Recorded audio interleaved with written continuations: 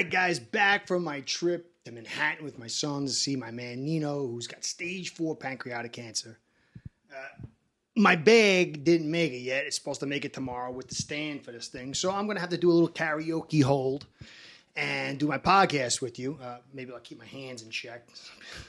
Sometimes my hands get crazy. So I'm going to be a little amped today. I had a very fun-ish, crazy-ish story just now. I'm going to do 2 podcasts today. Today I'm going to cover what happened in practice today, what's kind of been going on up to this point while I was gone, just summing it all up. And then the next one's going to be about Patrick Paul and the offensive line. So it'll be 2 podcasts today. Now, I came back. My dog, Judah, he's a 75-pound pit bull. Didn't get all the walking he needed. He wanted to take a walk. My family and I took a walk with him. I was so amped at how Nino's been handling the cancer. I said, I'm going to walk with my weight vest. And I didn't usually take a stick. I didn't take a stick. So we're walking. It's a new neighborhood. Walk past the house. I hear bang, bang, bang, bang, bang. I'm like, what? Keep walking. 2 boxes come charging out. First one, all I see is my pit bull and him lock up. The other one comes around from the side. I'm doing a kick, and then I'm hammering the other one in the face, the kick and hammer in the face. And my wife was talking to someone down the road, and we would walk without. I got my 13-year-old, 11-year-old, and 8-year-old doing battle. Finally, they broke off. My wife came, broke them up, shooed them back to the house. They weren't vicious to people, but all the dogs they were. So I did battle today. Real wild event. Got me charged up, so I figured I'd do 2 podcasts. Anyway, that's the whole thing. I cannot believe Jaelen Phillips is back. Unbelievable.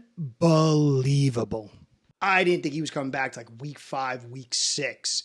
For him to be back right now, and today he did some run blocking drills. I mean, he killed Easy, but Easy's a pretty big guy, so it's not, pushing around Waddle or Hill or something. I cannot believe he's back. Definitely beat all expectations I have. I'm sort of very happy and a little concerned. I love the kid. I love him as a person and a player.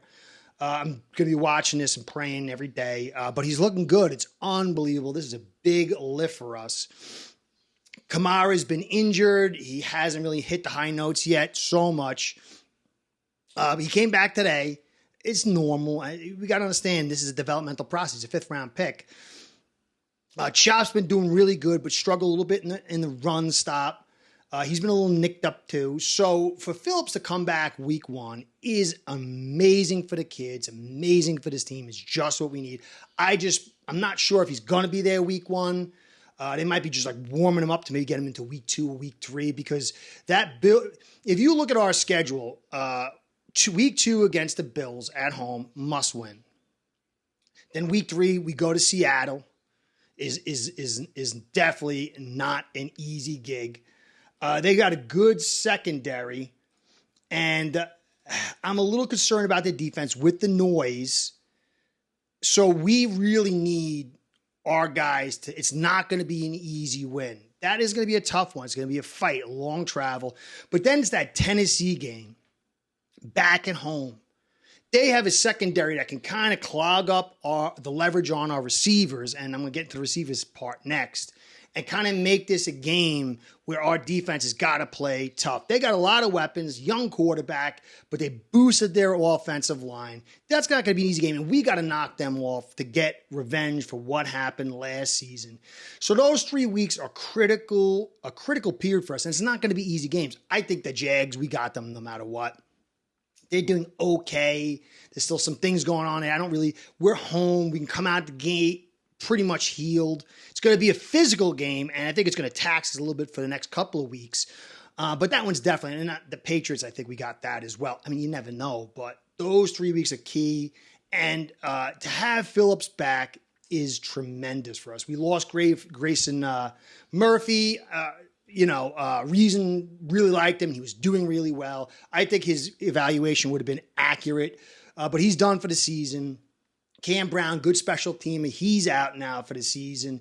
So we were a little taxed on a Chubb. It looks like he's maybe a month and a half, maybe 2 behind. But from what I'm seeing all around the league, I think us older guys have to do a rethinking on injuries in the NFL and the way this surgery can get a guy. It's still not 100%. You guys can not come back the same, but it looks like Connor's playing. So I think we have to dial down, me especially, because I cover this and I make my predictions, the injury return. It's super science now, guys, super duper science, but it takes great character and work ethic like Phillips has. And so that's unbelievable. But I was talking about those week 2, 3, and 4 games. And for us, it's going to be so critical for what we're seeing on the offensive line and how we're constructed to get the leverage from our receivers to really push these teams. The leverage that we create through our skills, it takes a lot of pressure off this offense line, and it needs that help. And so OBJ still hasn't practiced from the talk that we heard from McDaniel. They're afraid to aggravate it. Normally, all this stuff that we're seeing, there's a lot of nicks on the team, is not a big deal. But because we have such a back end that's so tough, it's such a critical season, and this first couple of games can be very challenging for us. OBJ not being here, if he doesn't come, that means he might miss the first 4 games on IR, the PUP exempt list. And that could be tough for us because Waddle's nicked up a little bit. He's been nicked up a little bit here and there. It's a little concerning. All these injuries that I'm going to go over, they're nicks, and they can disappear if you're young enough, or they can linger, especially if you're older. So none of this stuff is optimal. But, it is part of the thing, and you can't go crazy on it. But when you got Waddle and Hill, and you're really kind of struggling, you got Craycraft, Schwartz is out. Washington's not really developing as quickly as a lot of us would hope. Easy's back. We'll see what happens there. But there's nobody really right now that you could bring in as a third wide receiver to say, hey, he's going to help create leverage. He could take advantage of the leverage, say, Waddle and Hill offer, but not really create unless Easy or Washington pick up in these last couple of weeks. Now, Jonnu, he's a guy. Hill is really starting to develop.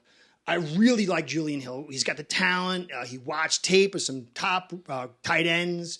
So we can't really depend on him so much. Smythe can't create leverage, but Jonnu can. And Jonnu, if he's healthy and we use him properly, him, Hill, and Waddle can really create that leverage. It's not going to be the leverage that we're going to get in, say, a 3 wide with OBJ, but it's going to help a ton. But I'm still a little concerned from what we're seeing on this offensive line. I'll get into that a little bit here, but more later. I don't think we're in any kind of red zone, terror zone just yet, but there's a lot of pieces moving in and out, a lot of inconsistency, and we've got to hit the ground running. Benito Jones has been out. We signed Robert Cooper, 6'2", 323. I don't know if that's just a guy to be in there for now. I don't think he's going to take Benito's spot. But he might end up taking Peely, who's doing pretty well. He kind of rose, and you got to add in Tart got booted. And I think, it was pretty apparent that this guy's got some issues. And they had like this new thing that I heard somebody say, I can't remember who it was. I sure remember the name. GPS trackers, and they put it on you, and they watch if you're hustling or if you're lazy. And he's had all kind of issues. I think he was a real long shot, but he's been pulled out of the mix. And so now you got Peely and Cooper and then Benito in that zero to like 1 technique, that interior D lineman. And I watched Harris in the preseason game. He's too tall. He gets blown out. He can't play that. We really have some struggles. Sealer obviously can play, but it's not optimal. So we're trying to get these guys inside. I don't know if Cooper's a guy to move Peely out. He hasn't played in like 2 years in the NFL. Benito's looks like a lock for starter. Backup role, I think, might end up being Peely, although this Cooper is going to be very interesting. But we need to lock that down. It's a very critical piece for what we're doing on defense. Now, the secondary, a lot of nicks there. Again, it's not optimal. Ethan Bonner had some good points, some bad points. Overall, I think it was good. He's still learning. He got a concussion. Javon Holland's got some nicks. Jordan Poyer's got the cast. Fuller collided with, I think it was, who did he collided with somebody. I think it was, maybe it was Waddle or something. And he missed practice today. Ramsey's got a little thing too. So there's a lot of nicks going on in our secondary. Good news, it's still early. Got like 26, 27 days before week 1. Cam Smith's getting some action. He had a tackle today, a long way to go for that. Kohu's still in there. It looks like he's going to be a mainstay. But there's still a lot of concern here as far as these Knicks. Older guys like Poyer and even Fuller and Ramsey, you don't want these things to linger, and you never know if you bring them back too quickly how it plays out. Don't think it's the end of the world, but again, this is not optimal. We're seeing lots of, not severe injuries. The Bills got Milano, who might have a torn bicep, huge. OBJ, you might consider that an issue, but overall, it's just a lot of nicks, but still not optimal. Now, the offensive line makes the NFL world go round. There's lots of people, I think, are finally coming to that realization. I don't know if Greer is going to ultimately end up correct, that skills can drive an offense and a team, and the offensive line can be a blah, blah, blah, and still have success. I'm not high on that, but we'll see. I'm going to cover that a little bit deeper later in the week. But Tehran's had a Veterans Day off, but he hasn't really seen much action, and it concerns me. You've got to get enough hits, enough action so your body's acclimated. And they're really bubble wrapping him. And I'm almost concerned it's a little too much. I mean, from a technical standpoint, he's got it. But is the body getting prepared? Is he getting prepared to work next to guys? Are they understanding with this guy, hey, you know what, I can do this, this, and that? Wynn looks like he's going to be out at least for the first 4 or 5 weeks. It seems like he is going to be a guy that we're not going to see right away. And that's a little concerning, especially with what you got going on with Brewer. He's got a cast on his hand, on his snapping hand. Again, it's just over 3 weeks. Will he be back ready week 1? I don't know. Maybe week 2. Maybe week 2 he's back.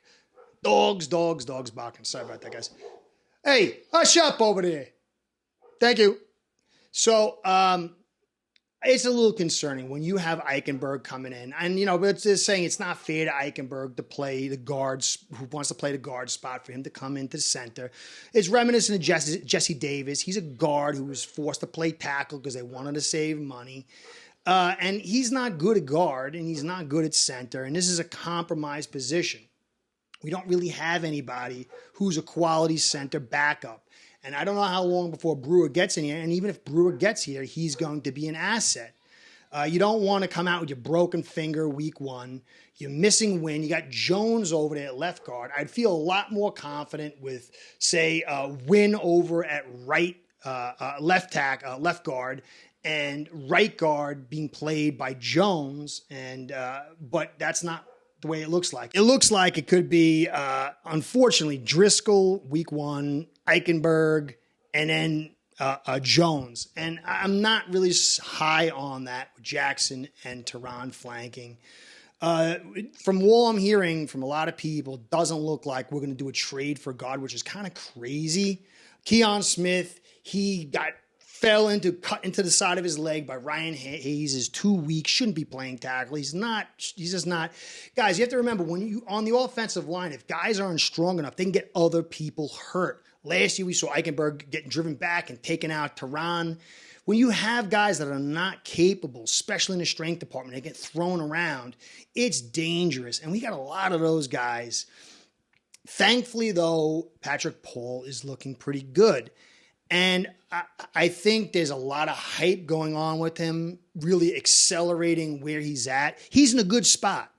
He's in the right trajectory, but I'm seeing all kinds of stuff like play extraordinary, and I'm going to go over to the next podcast. But there are things that will get accentuated when you're not going against lower tier talent and you're being planned against.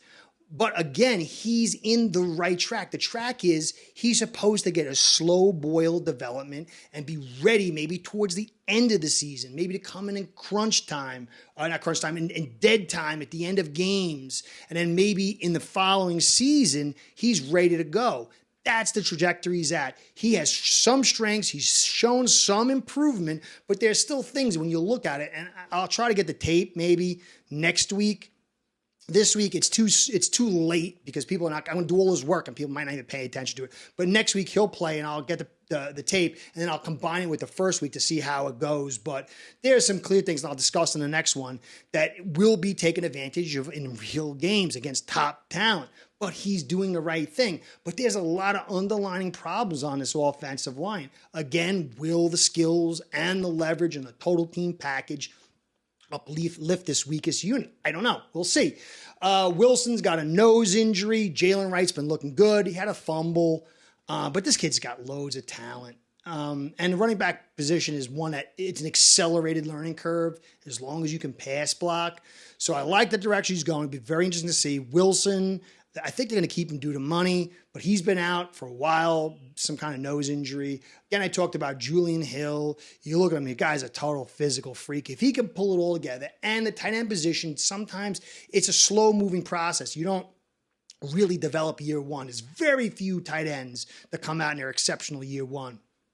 Usually it's 2, 3, and 4. There's a lot that goes into it. You got to come in line. You got to come out and play in space. You got to block, run block, pass block, catch, read hot routes, all kinds of stuff. There's a lot that goes into it. So I'm very excited to see where he's going. Sanders is having a very good season so far, preseason, and that's huge. This could be the difference. You're playing defense. You're going to have scoring offense.